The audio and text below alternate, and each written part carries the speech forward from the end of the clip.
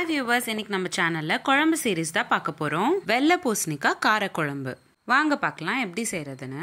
முதல்ல ஒரு கடாயில 30 ml போல எண்ணெய் சேர்த்துக்கிட்டு கூடவே ஒரு ஸ்பூன் அளவுக்கு கடுகு, கொஞ்சமா கறிவேப்பிலை சேர்த்துக்கோங்க. அடுத்ததா 2 பெரிய சைஸ் வெங்காயம் நல்லா பொடிசா கட் பண்ணிட்டு அதையும் சாட் பண்ணிக்கோங்க. வெங்காயம் நல்லா பொன்னிறமா மாற வரைக்கும் வதக்கிக்கணும். அப்பதான் குழம்பு டேஸ்ட் ரொம்ப நல்லா இருக்கும். வெங்காயம்லாம் நல்லா வதங்கினக்கப்புறம் தக்காளி சேர்த்துக்கோங்க.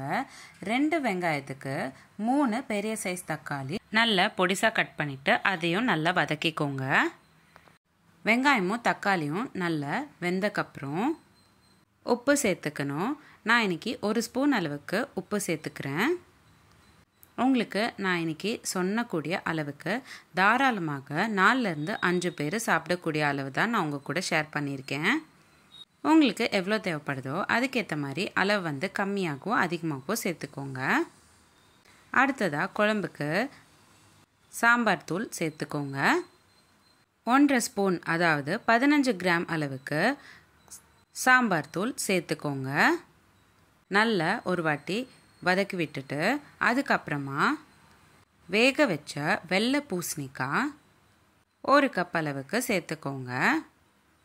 அடுத்ததாக 1/4 ஸ்பூன் அளவுக்கு பெருங்காயத்தூள், 1 ஸ்பூன் அளவுக்கு வெல்லம், இந்த ரெண்டும் சேர்த்துக்கிட்டு நல்லா கலந்து விட்டுக்கோங்க. குழம்பு நல்லா ஒரு கொதி வந்தக்கப்புறம் புளி தண்ணி சேர்த்துக்கணும். லெமன் சைஸ் அளவுக்கு புளி நான் தண்ணியில் ஊற வச்சு அந்த தண்ணியை நான் இப்போ சேர்த்துக்கிட்டேன்.